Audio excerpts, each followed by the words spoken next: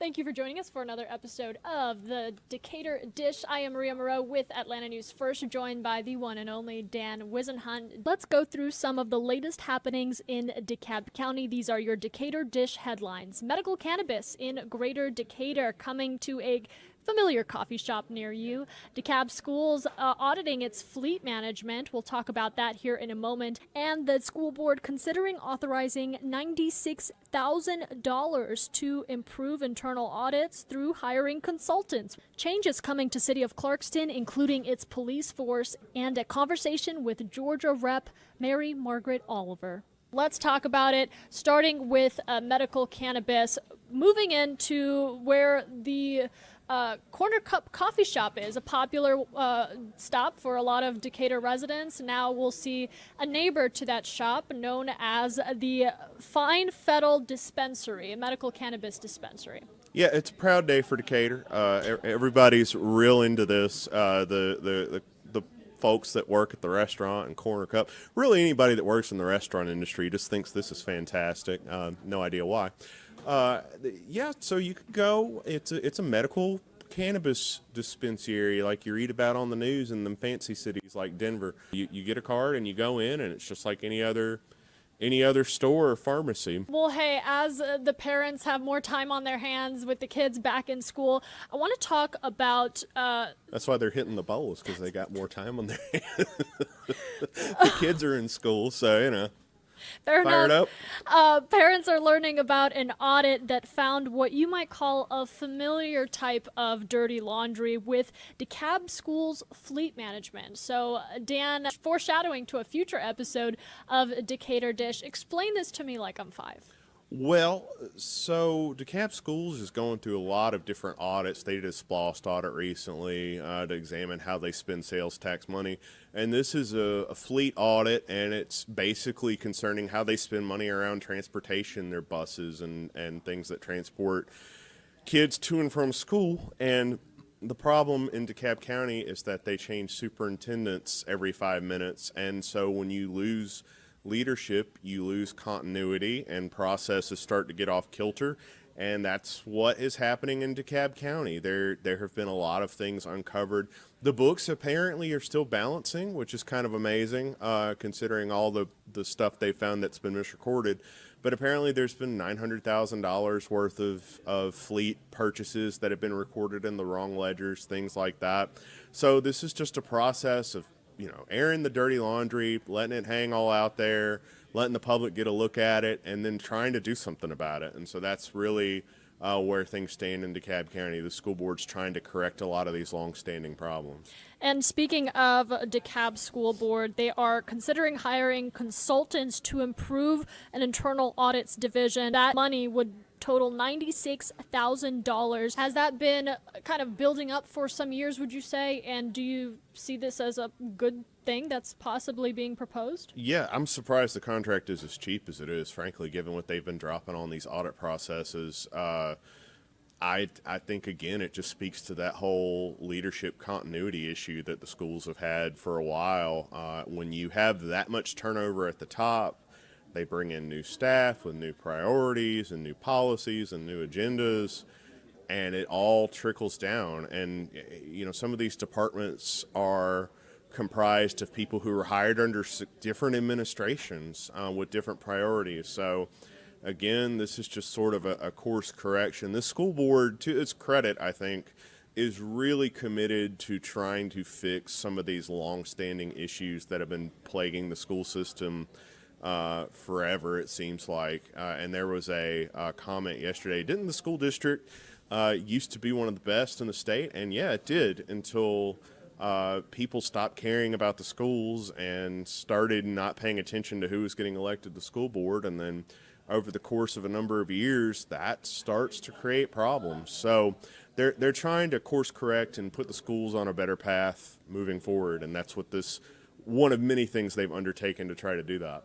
Yep, and hey, a lot of changes coming to DeKalb Schools, a lot of changes coming to the city of Clarkston, now announcing some paths forward to address what was a troubling police department dropout that we saw happen, and then an overturn of city government. So now some actions being taken to improve those things? So back last year when Clarkston had all the drama going on with the city manager and the police chief, a big sticking point was the hiring of an assistant police chief. The city manager and the current police chief disagreed over who should get that job. The city manager responded by basically demoting the police chief and hiring a boss who stayed on for a few weeks before he left. That's a whole other story. But now they've got an assistant police chief, they've got a detective, and they've got a social worker. So a year in, just kind of goes to show you how hard it is to restaff these jobs once they're vacant. A year in, they're finally starting to make some headway on getting some of these vacant positions filled. I know you guys at Decaturish have been following this one closely and will report as updates continue to come in. Coming up, we'll be talking to State Representative Mary Margaret Oliver. She's spent more than 25 years in the Georgia General Assembly. She is, of course, a DeKalb County native and a practicing attorney. She recently won her primary House District 84, which does not have a Republican candidate, so she is the presumptive nominee for the spot. Now let's take you out to a conversation with State Rep Mary Margaret Oliver. So let's start on a topic that is important to so many Georgians, myself included, which is the mental health legislation that was passed. Was it last session? When did that go through? We've been on a path. Thank you, Speaker David Ralston, for starting this journey really 3 years ago this summer. Speaker Ralston, who, as you know, died in November 22, said to the Georgia and said to everybody, said to the leaders, and we believed him when he said it, and he said the same thing for the last 2 years of his life. We have to help people, the families of Georgia who are in crisis with mental health. I'm tired of not being able to help people. He always quoted his wife, Cherie. Cherie told me that we have to help people. We can't just think about the next election. He said it's going to have to be bipartisan, and he said we're going to have to pay for it. And in the first year of this effort that he led, and his leadership obviously was significant, we passed a bill that was about 90 pages that did some significant reform, creating new loan forgiveness programs, new procedures, new facilities for service. It was called the Georgia Parity Act. Families who have mental health crisis for family members know that the insurance companies treat mental illness differently than they do other physical cancer, like, for instance. And if you have a horrific cancer diagnosis, they don't limit you to 3 visits. In the mental health world, you're limited in all kinds of ways. And for many years, federal and state laws have attempted to eliminate this disparity. I was very proud to be part of that effort in 22, and after David's death in November 22, Speaker John Burns carried forward with that leadership opportunity, and in 23 we prepared a second bill that was 50 to 60 pages long that the Lieutenant Governor Burt Jones would not pass for reasons that had to do with politics, didn't have anything to do with the need that families had for mental health services. But in 24, we all came back and passed almost all of the provisions that were set forth in the 520 bill from 23. So we have made, in 3 legislative sessions, significant progress, and as David Ralston demanded, we've paid for it. We have added an additional $500 million for mental health services, and I am working this summer, as many are this summer, with the House leadership to take more steps forward. So what's next? I know the work is not done. It's more of a marathon than a sprint. What's next on the agenda to try to fix regarding mental health care in the state? For private businesses, for McDonald's, and for the state of Georgia, we still have staffing issues that are number one. We have raised salaries significant. We got permission from CMS to raise reimbursement rates for folks receiving assistance through Medicaid payments. We have to come back and create more opportunities in a more flexible way for Georgians to work for the state of Georgia. We're working on a number of projects that will move technical school healthcare workers more dramatically significantly into the workforce. We're working on giving them more flexibility of work hours, more things like job sharing. COVID, as we know, changed work patterns dramatically, and we have to catch up with that. So switching gears, but in a topic that is somewhat related, or in many ways related to mental health, are homelessness and the unhoused. Anecdotally, I can tell you there are more unhoused people than I've ever seen since living in DeKalb County. That's certainly true in Decatur, where the number of unhoused people in downtown has decreased in Decatur. What is going on here, and what can the state do? And the reason I ask that is because local communities are often being asked to deal with the issue, but they don't always have the resources to do that. So what can the state do to address this problem? The state can do a lot. In the first bill we passed, we created a co-responder program and funded this co-responder program to a limited extent, not for every one of the law enforcement entities, but a co-responder program provides training, money, and resources for a mental health professional to go out when there is a 911 call that's identified as a mental health crisis. We know from the tragedies on television, the interaction between law enforcement and mentally ill people in crisis can result in death. And we are working again this year on expanding the co-responder program. And this is tricky. My constitutional civil rights allow me to walk around the streets of Decatur. That's where my law office is, where I've been every day. And the state of Georgia does not have a right under law to take me into custody for a mental health crisis unless I'm endangering myself or endangering somebody else. That's really a high bar. It's not true that they can take me into custody just because I'm irritating somebody. And many mentally ill people on the square of Decatur, where I, again, go every day, are irritating people. But that doesn't meet the legal standard. We have had a meeting last week with the City of Decatur mayor and city council and folks about how their Decatur is funding a co-responder program. You know, I asked the chief law enforcement officer across Georgia, whether sheriffs, usually sheriffs, how many of your 911 calls come in are mental health calls or substance abuse calls? And the answer always comes immediately. It's something that's always on the top of their mind, and the answer is between 25 and 50%. That's a lot of police resources that we send usually into a family situation, into a small conflict situation, neighbors. And the stories that come to me and the stories that come to every member of the General Assembly are about this mental health crisis not being resolved immediately, safely for the law enforcement officer and for the family who's reached out for help. There's a lot we can do, and we're working on all of those issues. What about getting the unhoused and the homeless population into housing? Because there seems to be a lot of access issues. You know, in our community, we have the free fridge, which is at the church over there in Medlock. I'm sure you've seen that. Mm-hmm. And it's a great resource for people who need food, people who are hungry. But too often, when people are connected with resources like a free fridge or a warming center, they're not also given access to other things that they can possibly use to improve their situation, like access to housing, access to health care. And what I have observed is that too often local communities and even neighborhoods sometimes are being asked to address these really complicated problems with access to health care and housing. What can the state do to provide more resources to the unhoused, to maybe put them in a situation that isn't living on the street or camping on a church lawn? The free freezer is in my district, and I follow the discussions around it. And in their meeting with Decatur last week, City of Decatur tried to offer the rec center as a place for certain hours of the day where homeless population could come and have a shower. And when you offer these services, it does create a need. I mean, the need is there. It doesn't create the need. It creates a management issue. And what I have said publicly many times is the most visible group that we are not addressing the mental health needs for are homeless and children.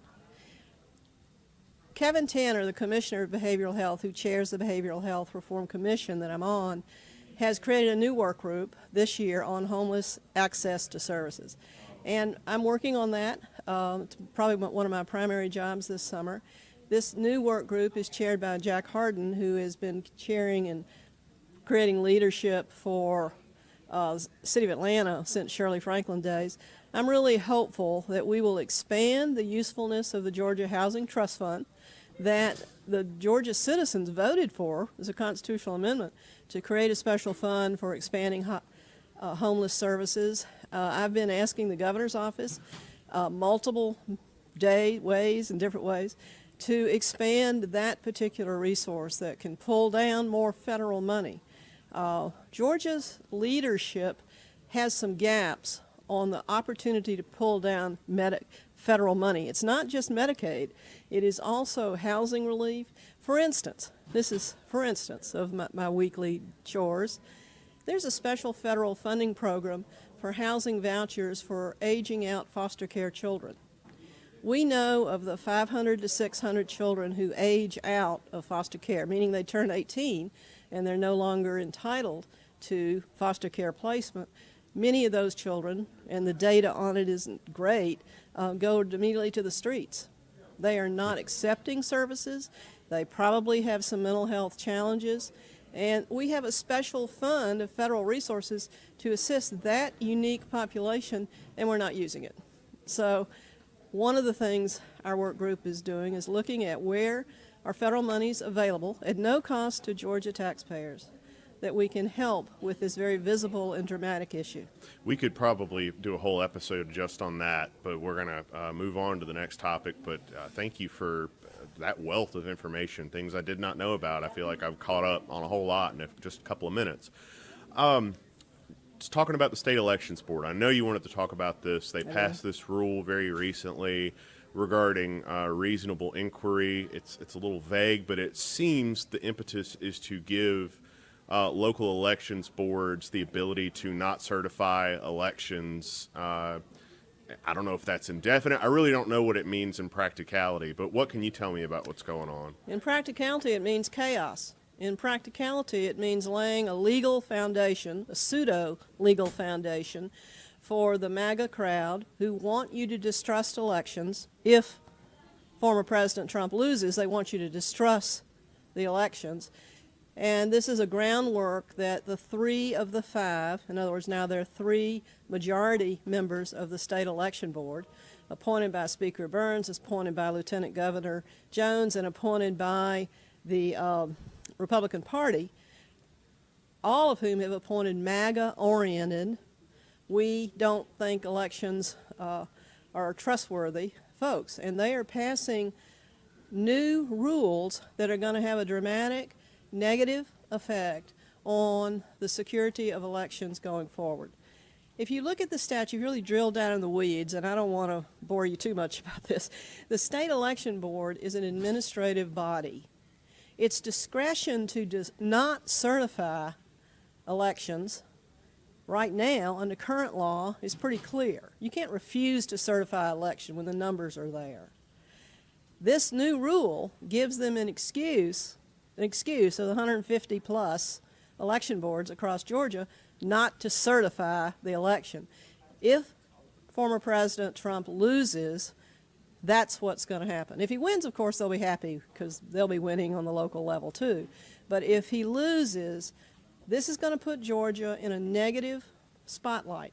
You know, Georgia's spotlight on the MAGA "we don't trust elections" has been good since 20.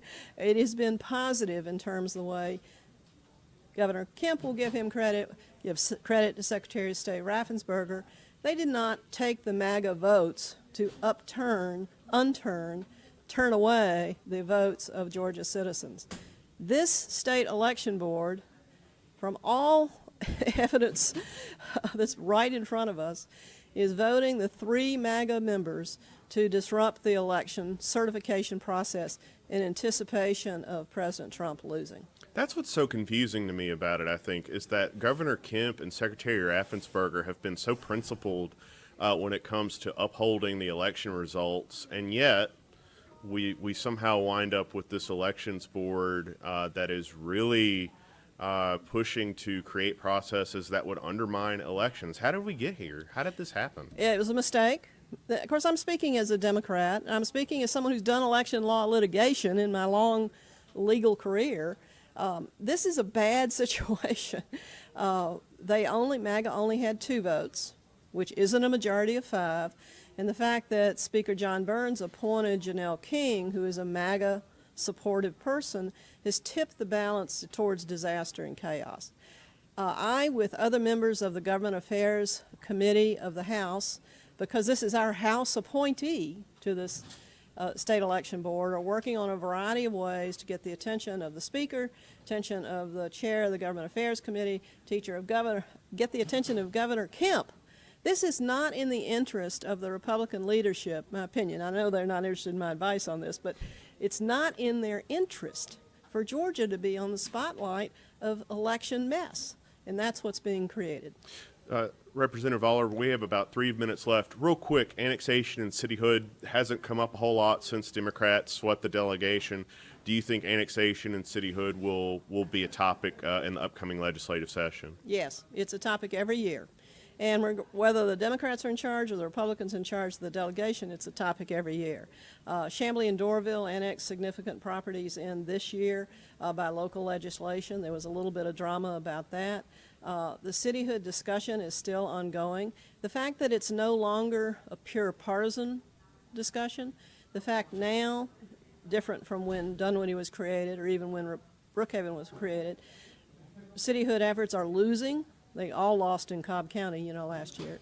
And it's more of a neighbor versus neighbor, how should we govern ourselves, rather than in DeKalb County, it's no longer partisan. But it's not going away. We'll be back with new annexation and new cityhood discussions. And we'll have to stick a pin in it right there. Representative Oliver, thank you so much for joining us. I hope you'll join us again. Happy to. Thank you.